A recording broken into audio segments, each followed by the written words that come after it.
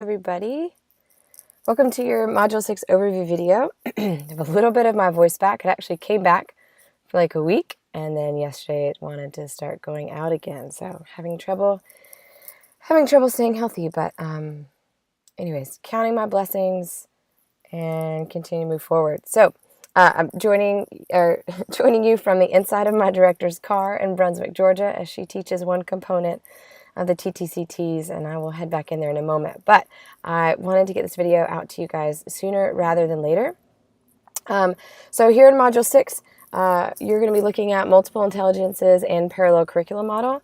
I have a few comments about these two ideas for your lesson plans, and so please make sure that you listen to all of this video because I think you're going to get a little bit clarification from the video that you might not get written out in ginormous paragraphs on the course website. So without further ado, review of Module 5. I'm going to be grading your creative thinking lesson plans or your creative problem solving lesson plans this week.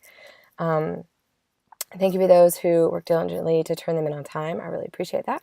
And I'm going to also share some thoughts from your Bloom's lesson plans and your learning contracts curriculum compactors.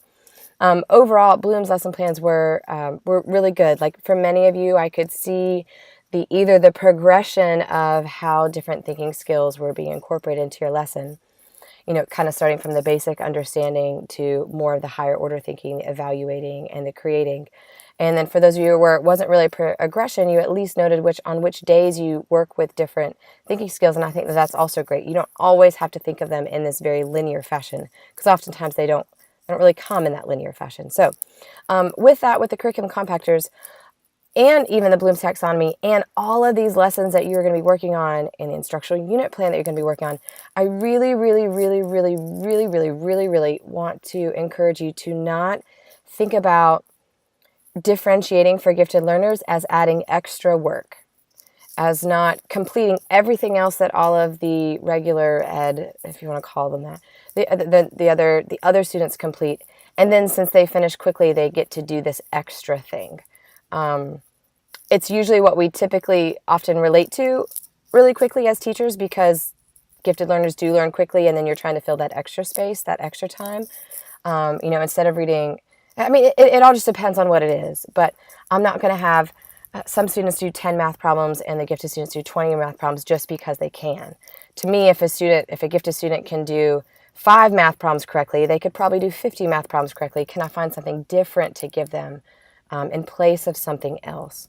Because especially as younger kids might not quite catch on to it, elementary age can't quite catch on to it as much as middle school and high school students do, of the fact like, oh crap, well then why do I want to be labeled gifted or in this honors program or be in this little gifted group in the classroom if I have to do extra stuff? It's almost like it almost just becomes a burden to them. So be mindful of that. And if that is your first resort or the first thing that you think of, that's okay. But see if there's a way where you can challenge yourself to think of replacing something, doing something instead, or doing something different and not extra. It also, I hear a lot of times, especially in middle school, high school too, of once a gifted child or a gifted student is done, they then become like the peer tutor for everybody else.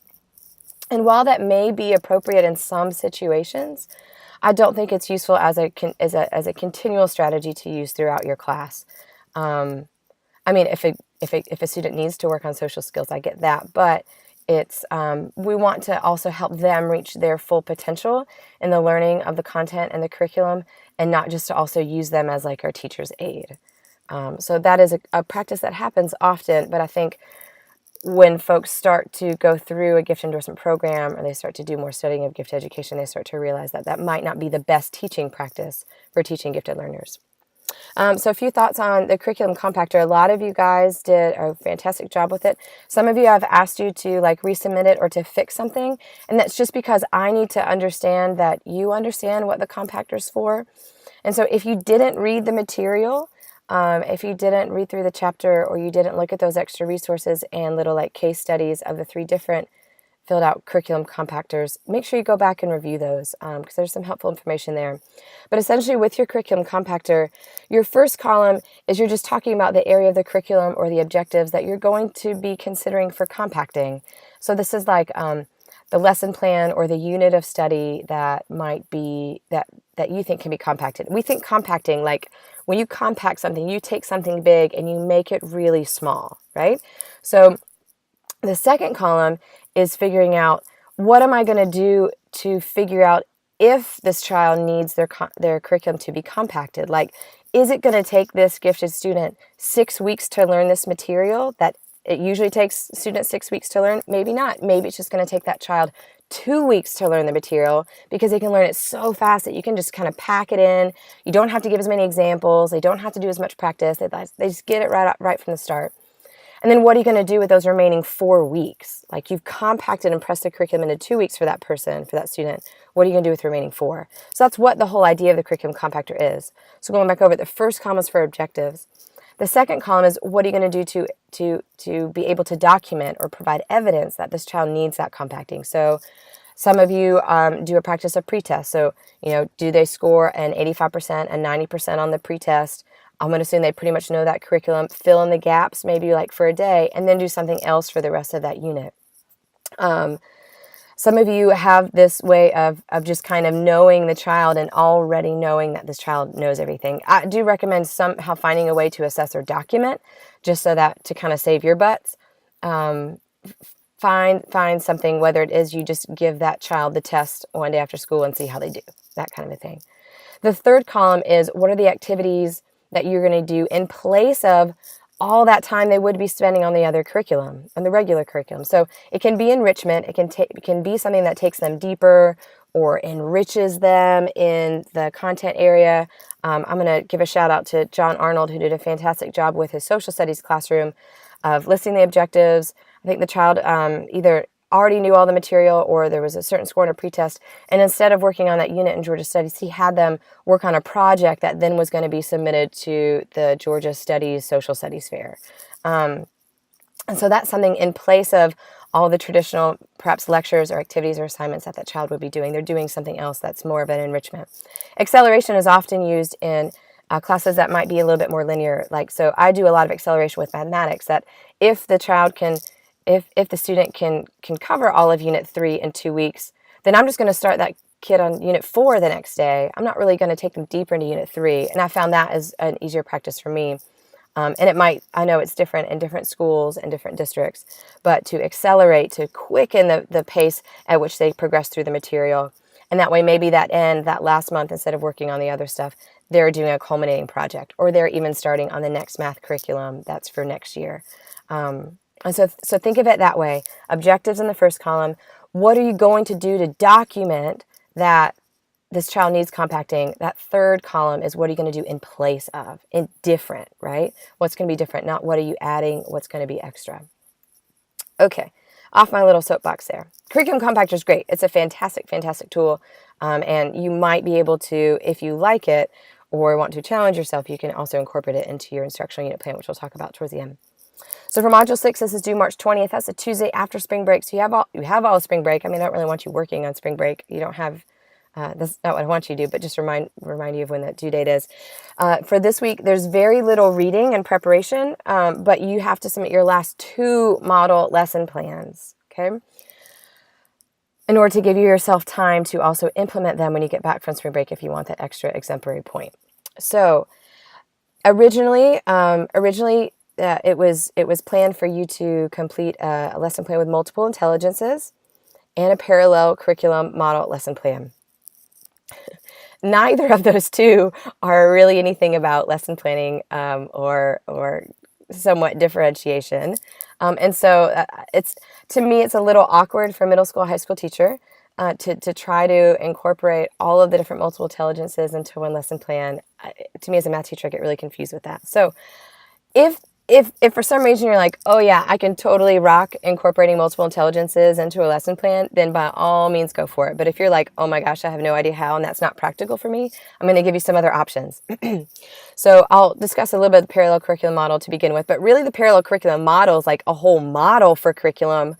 Developing it into one lesson is a little awkward way of thinking about it, but I kind of see the connection. So I'll kind of walk you through that. I'm going to give you the option of incorporating a different creative thinking lesson plan.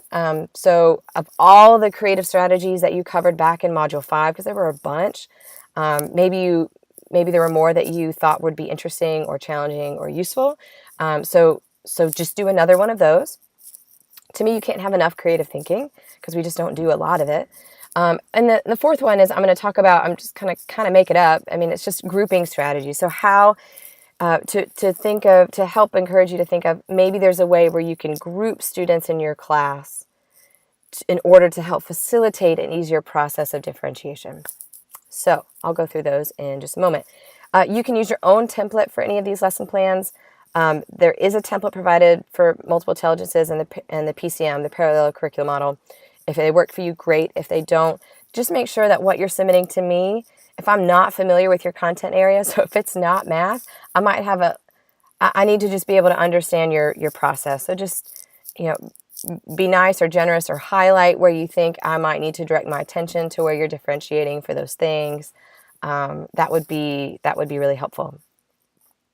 All right, so the other thing you're going to look over in this Module 6 is I've posted what I think is going to be the overview for your instructional unit project. I've been thinking about this a lot the past few weeks of how can we culminate this in a way that's useful for you, but that's not completely overwhelming so you're differentiating every single lesson plan, because it's just not feasible. It's a little idealistic. And it's going to include a description and some of the components, so I'll go over that. Please continue working on your shadowing experience, focusing on critiquing and incorporating critical reflection in your journals. Just a reminder that as you submit your creative lesson plans or your model lesson plans, they're out of 9. And then you've got your model lesson implementation reflections that you can find in Module 9, that whenever you implement these lessons, go ahead and type your reflection there. I'm not going to grade this document until Module 9, just for sake of ease of grading them all at the same time. So if you choose for those last two, if you don't do multiple intelligences or PCM, I'll just kind of type in what you did there. I won't, you don't have to do them if that makes sense, because I'm adjusting that. So multiple intelligences, I'm going to hope that you're all somewhat familiar with them, but it's kind of okay if you're not. Just being honest, I think multiple intelligence is a little loosey-goosey. Gifted education loves it. There's not a whole lot of solid, legit scientific research with it, but I don't want to downplay that in the fact of honoring that people learn and experience and see the world in very different ways, and everybody has different strengths. So in your teaching tools book, chapter 5 is multiple intelligences, and that is the chapter that you are encouraged or asked to read through. And so thinking about ways you can incorporate learning in terms of spatial, naturalistic, musical, logical, mathematical, existential, interpersonal, bodily, kinesthetic, linguistic, and intrapersonal. So again, there's a template there if you want to use it. Again, you can use your own lesson plan template, whatever works for you in your content area. Just highlight how you're using them or how you're tapping into those throughout your lesson. The parallel curriculum model takes a really holistic approach to curriculum. And in the course website, there is a link to a presentation that I created that is just an overview of it and a little snippet, a short little 3-minute video for Carol Tomlinson, who kind of created or is the founder of PCM. But we'll talk more about PCM in the next class, which is programs and models for gifted education. But you can essentially incorporate PCM into a lesson plan. And it's just this idea that there are what she calls 4 facets, 4 parallels, 4 curriculums as part of the PCM, and that's the core curriculum. It's the content of what you're teaching, the skills, the understanding, all of your objectives, almost everything you talk about, almost everything that you are teaching, you are addressing the core curriculum. The curriculum of connections is talking about how then are you taking the content that they're learning and helping students make connections to real world things, connections to themselves, connections to the practice, connections across different curricula. So if I'm in mathematics and calculus, I often make connections with physics. I'm going to think that maybe social studies and the other humanities might be able to make more connections there. The curriculum of practice is, are you incorporating activities and experiences for the students to actually apply the knowledge that they're learning and practice it in a way that they're almost practicing as if they are practicing professionals or practicing for expertise? And the curriculum of identity is, are you incorporating some strategies or some ways for the students themselves to see themselves as the experts, to see how they themselves personally, kind of weird, personally interact or make meaning of the content that they are learning. So how are they making it meaningful to a personal way, but also in a way that is encouraging them to think of their identity within that content area differently. So it's really interesting. It's really a big model. So incorporate into a lesson, you can see how you can you probably incorporate the core, the connections, the practice often. You might not incorporate that identity often. Like, do I encourage my students to think of themselves as mathematicians? Or how do they relate to themselves as mathematicians? Does that make them want to vomit? Do some are like, oh yeah, I could see myself as a mathematician? That sort of thing. So there are additional resources there for the parallel curriculum model in the course website.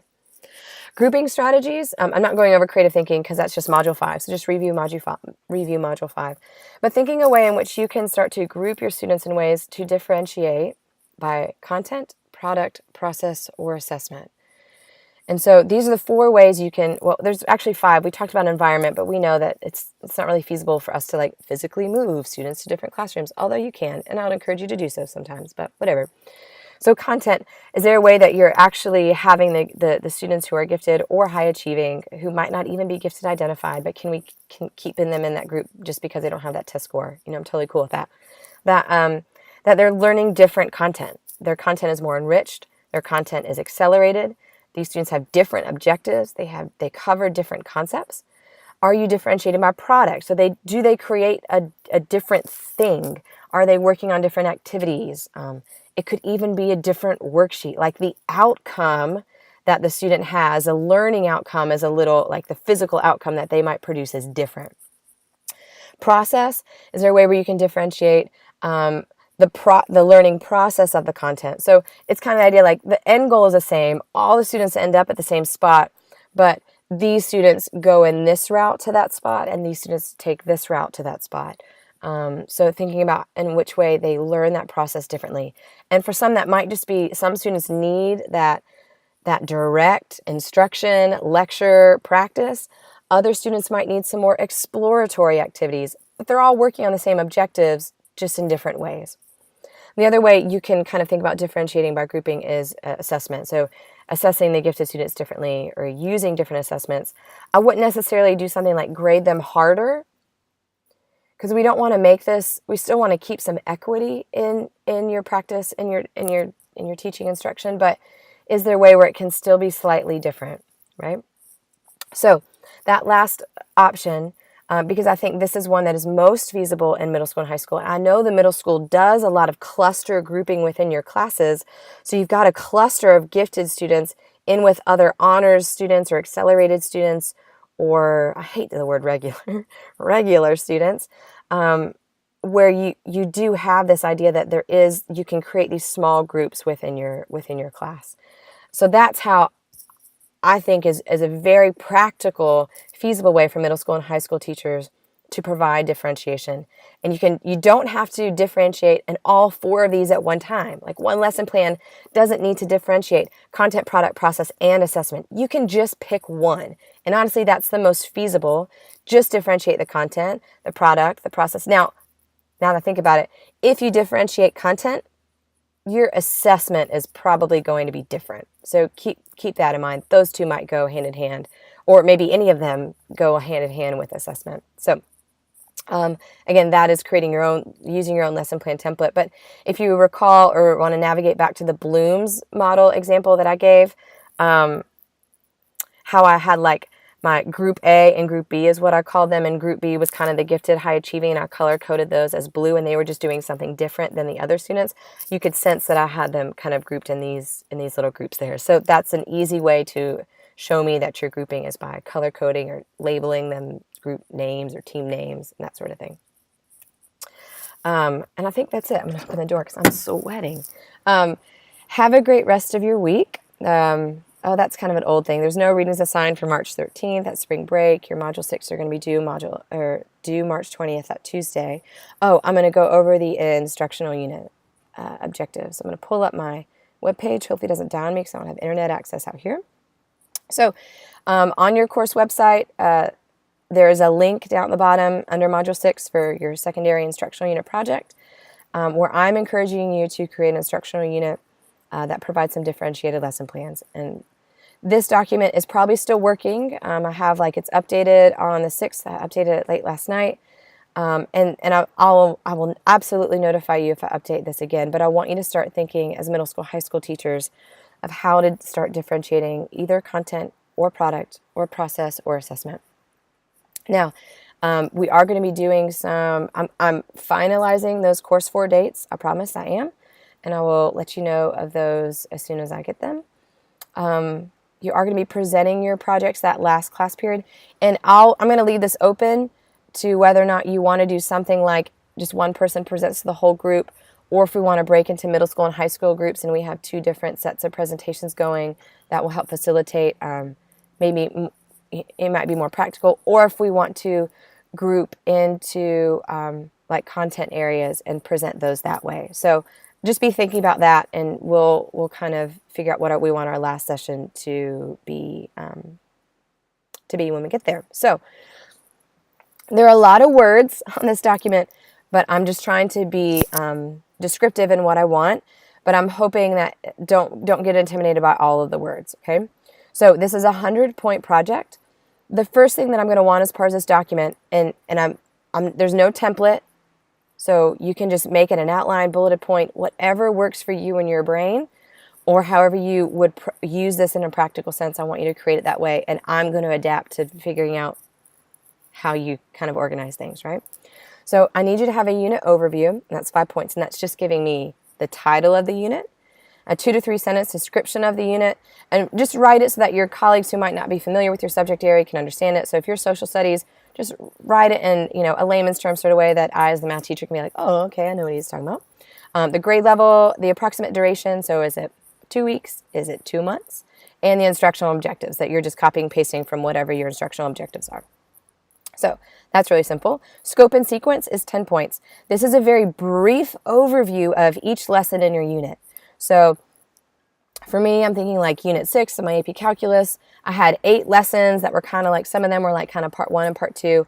I really just want what is, for your brief overview, to include the title of the lesson. I'm right here. Title of lesson, the duration of the lesson, how many days, probably just day or days that it lasts, a 1 to 3 sentence description of the lesson, and the primary teaching strategies used. So in lesson 2, it's finding area under curves. It takes 1 day. It's mostly, these are the objectives that I'm copying and pasting from the College Board in. It's a presentation lecture. There are 15 minutes of students to practice, and then they're assigned homework. Basic teaching strategies that are used. You do not have to write me a novel. I really want this to be very basic, very simple, that I can kind of follow how your lessons are. And I'm asking you to please denote which lessons you are differentiating. So underneath, I want you to select 4 of those lessons to differentiate, to provide some sort of differentiation for gifted learners. So maybe in the scope and sequence, you're just color coding the ones that you're differentiating blue or red, or providing a little star or heart or smiley face. Something that's saying, these are the ones that I'm going to be differentiating, because I want you to think about not just differentiating at the beginning of the unit, not just differentiating at the end of the unit, to really make sure that your differentiation is kind of paced, if you can, unless you're compacting and maybe all that's at the beginning, but that you get this sort of balanced, equitable stance for how you're differentiating for your gifted students. Now, the differentiated lessons, I want you to pick 4 of the lessons in your unit to differentiate for gifted learners. Each of those lessons should include the following. So this is going to be a little bit more in depth, but I only want 4 of them. The title of the lesson, the approximate duration, instructional objectives, and your method of differentiation if you're differentiating content, product, process. And I'm going to add, see I know it's typo, I'll add that assessment in there, right? Talk about your teaching strategy. Each of the 4 lessons should use a different teaching strategy for your differentiation. So maybe in this one lesson you are using creative thinking. Maybe in this lesson you are using a different type of creative thinking. Maybe in this lesson you are compacting at the beginning so that These students can do one thing and the other students can do another thing. Or in this lesson, I'm grouping students in this way, and they're all learning different content, or they're all taking a different process to get to those same learning outcomes. I want to make sure that you're challenging yourself to incorporate something different and to actually try these if you can. It's taking a risk, I know, but of spicing it up for your students and knowing that we all learn in different ways, and some students might not really be adapt to creative thinking. So if all of your lessons are including creative thinking, while that might help them, it might not really reach all of your gifted learners there. Do want you to support your strategy. This is just a short 3 to 5 sentences. Just tell me why you selected that strategy for this lesson. Creative thinking is really helpful in this area under curves lesson because I wanted them to think about the different ways that they can picture or experience how we start to calculate an area under a curve, especially if the curve is curved. And we're so used to calculating area of polygons that have straight lines, right? And so somehow making the connection as to why, just tell me why you think it's appropriate. And then give me your lesson plan overview. That's where you're writing up your lesson plan and designating how you're differentiating for your gifted students. So this is providing more detail on the process of how you are differentiating. Thinking of it just like your Bloom's taxonomy lesson, just like your creative thinking lesson, where it's like maybe more of like a 1-page, 2-page, zooming in a little bit as to if you had a substitute teacher come in, they would kind of know what to do. Now, that doesn't mean it has to be detailed. I don't want it super detailed, y'all. You can paste everything in there, but don't paste me all of your essential questions and then this slide has these questions and the next slide has these questions. No, just tell me what's the name of the activity and just leave it at that. You can link it if you want, if you think that linking it to your actual document is helpful, but it's not. It isn't necessary.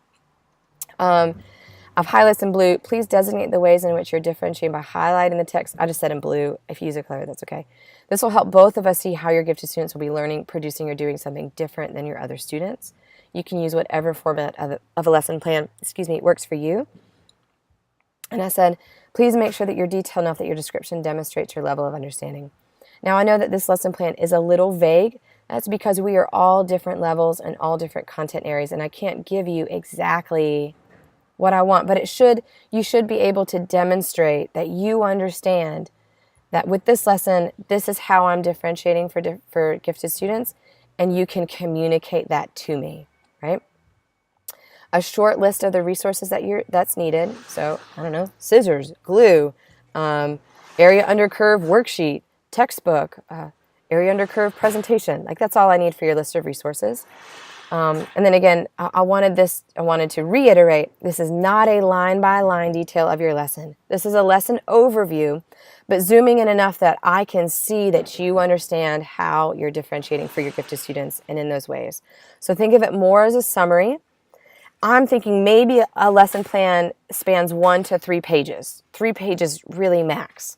And that just depends on if you have different figures or something in there. But somehow summarizing it in that way between 1 and 3 pages for your 4 lesson plans each. So each lesson plan, 1 to 3 pages. Okay, those are your 4 lessons. Hang with me. You guys are doing awesome. I think you're doing awesome. I hope you're still listening. The last section is I'm going to give you a choice. Either show me an example of a differentiated assessment, or describe how you would differentiate an assessment, or provide a curriculum compactor for your unit. So again, thinking of those 3 columns, if I have a kid who walks in here who already knows all this stuff because he's already studied AP Calc AB in the summer, true story, what do I do with this kid, right? How can I compact that for them? So here are the objectives that are being compacted. I'm giving him the Unit 6 test. He needs to score a 90% or above. And if he does, then I'm going to give him he or she, these activities to do instead, right? One thing I should have mentioned back on the curriculum compactor that I'll say now is be careful with your pre-assessments to not assume that a student should know it 100%. And I'm a little uneasy when your really, really bright student still only knows 85 or 90% of the material. And you want them to they need to know all of it, right? Because all of it is important. All of it's covered in your test. All of it's covered in the AP exam, whatever. But understand that there is that wiggle room. There is going to be human error. And maybe you just notice, okay, what are the 4 questions the student missed? And let me give them a mini tutorial on those 4 concepts, and then move on from there. Keeping the high threshold of a student has to understand 100% of the material beforehand is a little idealistic and a little unpractical. So I would consider, I'm a little okay with 80%. I like to see 85%. 85% or above, but that's just what I feel comfortable with. If you're totally comfortable with 80% and you're like, dude, this kid has mastered it because that's just how our system works, then that's cool, or whatever. So just want to throw that in there. And lastly, for 10 points, just a short reflection, 1 to 2 paragraphs of talking about, what was this process of designing and structuring it with differentiations like for you? For some of you, I know you mentioned that you do this often, which is fantastic. So this should be, you might even have something kind of already prepared that you're just tweaking. For some of you, like in AP Calculus, I rarely differentiated. Here I'm like the gifted teacher because it's really hard, but some of these things are going to be hard and they're going to be different, but that's why you're here. And that's why I hope that you see that there are going to be some students, maybe not many, who do need that differentiated curriculum. So that one kid who already knew all of AP Calc AB, I had him on tutorial videos with AP Calc BC. So I accelerated him and helped prepare him for the BC exam. And he just was great, just worked by himself in the class. And yeah. So, and then also talking about in what ways was designing of the unit, the lesson plan and the units challenging for you? Maybe what ways was it easy? What do you look most forward to in implementing this unit in the future? So do create something. You're not really creating something, tweak something that you use that would be a good, comfortable place for you to start. Like, don't take too big of a risk that it's so overwhelming. But like, what is something that's practical for you that next school year you can implement or you can have ready? And keep this as part of your teaching portfolio, as you never know if you advance in your position, if you change jobs, if they're going to want to see like, well, how are you going to differentiate for gifted learners? Maybe you go teach at a school for the mathematics and science, or you go teach at a gifted school that's literally like all legit gifted kids, which is just creepy. But you want to demonstrate that you understand as a teacher how you're going to service these students.